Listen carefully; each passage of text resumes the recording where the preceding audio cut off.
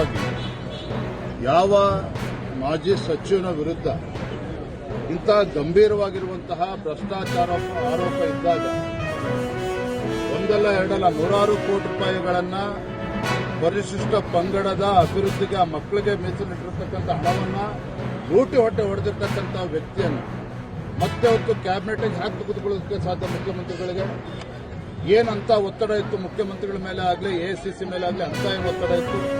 ನಮಗೆ ಇರುವಂಥ ಮಾಹಿತಿ ಪ್ರಕಾರ ಅವರು ಏನು ನಾಗೇಂದ್ರ ಅವರು ಕಾಂಗ್ರೆಸ್ ಹೈಕಮಾಂಡನ್ನು ಕೂಡ ಬ್ಲ್ಯಾಕ್ ಮೇಲ್ ಮಾಡಿದ್ದಾರೆ, ಹೆದರಿಸಿದ್ದಾರೆ. ನಾವು ಸತ್ಯವನ್ನೆಲ್ಲವೂ ಕೂಡ ಮಾಧ್ಯಮದಿಂದ ಬಿಚ್ಚಿಡಬೇಕಾಗ್ತದೆ, ನನ್ನನ್ನು ಕ್ಯಾಬಿನೆಟ್ ತೆಗೆದುಕೊಳ್ಳದೇ ಇದ್ದರೆ ಈ ರೀತಿ ಬೆದರಿಕೆ ಹಾಕಿದ್ದಾರೆ ಅನ್ನೋ ಮಾಹಿತಿ ಕೂಡ ಕಾಂಗ್ರೆಸ್ ವಲಯದಲ್ಲಿ ಚರ್ಚೆ ಆಗ್ತಾ ಇದೆ. ಹಾಗಾಗಿ ಇದರ ಪರಿಣಾಮನೇ ಇಂಥ ಘೋರ ಅನ್ಯಾಯ ಮಾಡಿರ್ತಕ್ಕಂಥ ಇಂಥ ಮಹಾ ಭ್ರಷ್ಟಾಚಾರ ಮಾಡಿದಂಥ ವ್ಯಕ್ತಿಯ ವಿರುದ್ಧ ಕೋರ್ಟ್ ನ್ಯಾಯಯುತ ಚಾರ್ಜ್ ಶೀಟ್ ಸಲ್ಲಿಸಿದ್ರು ಕೂಡ ತನಿಖೆ ಆಗಿ ಅಂಥ ವ್ಯಕ್ತಿನ ಇಷ್ಟು ಆತುರವಾಗಿ ಕ್ಲೀನ್ ಚಿಟ್ ಸಿಗೋಕ್ಕೂ ಮುಂಚೆನೇ ಅವರನ್ನ ಕ್ಯಾಬಿನೆಟ್ ತೆಗೆದುಕೊಂಡಿದ್ದಾರೆ ಅಂತ ಹೇಳಿದ್ರೆ ಇವತ್ತು ಆ ಸಮುದಾಯಕ್ಕೆ ಮಾಡಿರ್ತಕ್ಕಂಥ ಅಪಚಾರ ಕಾಂಗ್ರೆಸ್ ಸರ್ಕಾರ. ಕಾಂಗ್ರೆಸ್ ಪಕ್ಷ ಇವತ್ತು ಪರಿಶಿಷ್ಟ ಪಂಗಡದ ಸಮುದಾಯಗಳಿಗೆ ಇವತ್ತು ಅನ್ಯಾಯ ಮಾಡಿದ್ದಾರೆ. ನಾಗೇಂದ್ರ ಅವರನ್ನ ಕ್ಯಾಬಿನೆಟ್ಗೆ ತೆಗೆದುಕೊಳ್ಳುವ ಮೂಲಕ ಅದು ಭಾರತೀಯ ಜನತಾ ಪಾರ್ಟಿ ಸದನದ ಒಳಗಡೆನೂ ಕೂಡ ನಾವು ಹೋರಾಟವನ್ನು ಮಾಡ್ತೇವೆ, ಸದನದ ಹೊರಗಡೆ ರಾಜ್ಯಾದ್ಯಂತ ಇದ್ರ ಬಗ್ಗೆ ಹೋರಾಟವನ್ನು ಮಾಡಬೇಕು ಅಂತ ತೀರ್ಮಾನ ಮಾಡಿದ್ದೇವೆ.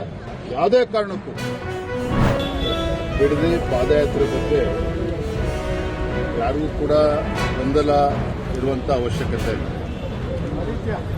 ನಾನು ಕೂಡ ಕಳೆದ ವಾರ ಮಾನ್ಯ ಕುಮಾರಸ್ವಾಮಿ ಅವರ ಜೊತೆಲಿ ದೂರವಾಣಿ ಮುಖೇನ ಮಾತನಾಡಿದಾಗ ಕುಮಾರಸ್ವಾಮಿ ಅವರೇ, ನಾವು ಬಿಜೆಪಿನೂ ಕೂಡ ನಾವು ರೈತರ ಪರವಾಗಿ ಇದ್ದೇವೆ, ಬಿಜೆಪಿ ಜೆಡಿಎಸ್ ಇಬ್ಬರು ಸೇರಿ ನಾವು ಈ ಪಾದಯಾತ್ರೆಯನ್ನು ಹಮ್ಮಿಕೊಳ್ಳೋಣ, ತೊಂದರೆ ಇಲ್ಲ ಅನ್ನೋ ಮಾತನ್ನು ನಾನು ಕೂಡ ಹೇಳಿದ್ದೆ. ಅವರು ಕೂಡ ಸಕಾರಾತ್ಮಕ ಸ್ಪಂದನೆ ಕೂಡ ಮಾಡಿದರು. ತದನಂತರದಲ್ಲಿ ಜೆಡಿಎಸ್ ಕಡೆಯಿಂದ ಪಾದಯಾತ್ರೆ ಘೋಷಣೆಯನ್ನು ಕೂಡ ಮಾಡಿದ್ರು, ದಿನಾಂಕವನ್ನು ಕೂಡ ಘೋಷಣೆ ಮಾಡಿದ್ರು.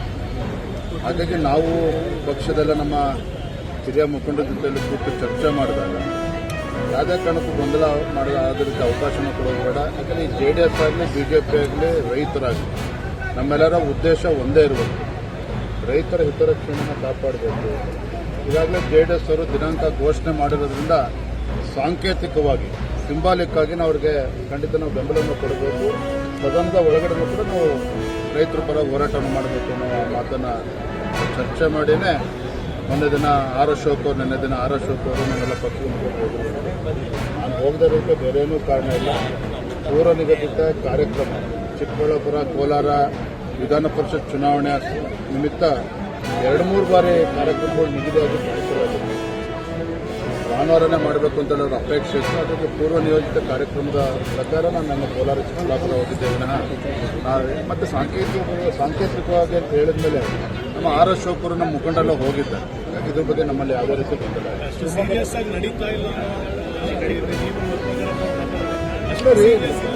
ದಯವಿಟ್ಟು ಅಂತ ತಪ್ಪಿಕೊಳ್ಳಿ. ಅಶೋಕ್ ಅವರು ಏನು ಹೇಳಿದ್ರು, ವಿರೋಧ ಪಕ್ಷದ ನಾಯಕರು ಸಾಂಕೇತಿಕವಾಗಿ ನಾವು ಬೆಂಬಲವನ್ನು ನೀಡ್ತಾ ಇದ್ದೇವೆ ಅಂತ ಹೇಳಿದ್ದೇನೆ. ನಾನು ಅದನ್ನೇ ಇಂಗ್ಲೀಷಲ್ಲಿ ಸಿಂಬಾಲಿಕ್ ಆಗಿ ನಾವು ಇದು ಮಾಡ್ತಾ ಇದ್ದೇವೆ ಅಂತ ಹೇಳಿ ಬೆಂಬಲ ನೀಡಿದ್ದೇವೆ ಅಂತ ಹೇಳಿದ್ದೇನೆ. ಇದು ಎರಡನೇದು, ನಾನು ಹೇಳಿರ್ತಕ್ಕಂಥ ಉದ್ದೇಶ ನೀವು ತಪ್ಪು ತಿಳ್ಕೊಳ್ತಾ ಇದ್ದೀವಿ. ಯಾವ್ಯಾವ ರೈತರು ಬಿಡದಿನಲ್ಲಿ ಮುಂಚೂಣಿಯಲ್ಲಿ ಹೋರಾಟವನ್ನು ಮಾಡ್ತಾ ಇದ್ರು, ರಾಜ್ಯ ಸರ್ಕಾರದ ಕಡೆಯಿಂದ ಅವರ ರೈತರ ಮೇಲೆ ಒತ್ತಡವನ್ನು ಹೇರಿ ಅವರಿಗೆ ಪರಿಹಾರವನ್ನು ಕೊಡುವಂಥ ಕೆಲಸ ಮಾಡ್ತಾ ಇದ್ದಾರೆ. ಕೆಲವು ರೈತರಿಂದ ಹಿಂದೆ ಸರಿಕೊಳ್ತಾ ಇದ್ದಾರೆ. ಇದೇ ವಿಚಾರವನ್ನು ನಾನು ಅವತ್ತು ಮಂತ್ರಿಗಳ ಜೊತೆಲೂ ಕೂಡ ಹೇಳಿರುವಂಥದ್ದು. ಅರ್ಥ ಭಾರತೀಯ ಜನತಾ ಪಾರ್ಟಿಗೆ ಇದರಲ್ಲಿ ಆಸಕ್ತಿ ಇಲ್ಲ ಮತ್ತು ಜೆಡಿಎಸ್ ಅಷ್ಟೇ ಮುಂದ್ಬಿಟ್ಬಿಟ್ಟಿದ್ದಾರೆ. ಖಂಡಿತ ಆ ಥರದ್ದೇನೂ ಇಲ್ಲ. ನೀವು ಸದನದಲ್ಲೂ ಕೂಡ ನೋಡ್ತಾರೆ. ಬಿಡದಿ ವಿಚಾರ ಇರ್ಬೋದು, ಏರ್ಪೋರ್ಟ್ ವಿಚಾರ ಇರ್ಬೋದು. ಇನ್ನು ನಾನು ಚಿಕ್ಕಬಳ್ಳಾಪುರ ಹೋದಾಗ ಶಿಡ್ಲಘಟ್ಟದಲ್ಲಿ ಅಲ್ಲೂ ಕೂಡ KDB ಬಹಳ ಬಲವಂತವಾಗಿ ಜಮೀನನ್ನು ಒತ್ತುವರಿ ಮಾಡ್ಕೊಳ್ಳೋಕೆ ಹೊರಟಿದ್ದಾರೆ. ಅಂದರೆ ರೈತರ ವಿಚಾರದಲ್ಲಿ ನಾವು ಖಂಡಿತ ನಾವು ಭಾರತೀಯ ಜನತಾ ಪಾರ್ಟಿ ರೈತರ ಪರವಾಗಿರ್ತೇವೆ. ಯಾವುದೇ ಗೊಂದಲಕ್ಕೆ ಅವಕಾಶ ಇಲ್ಲ.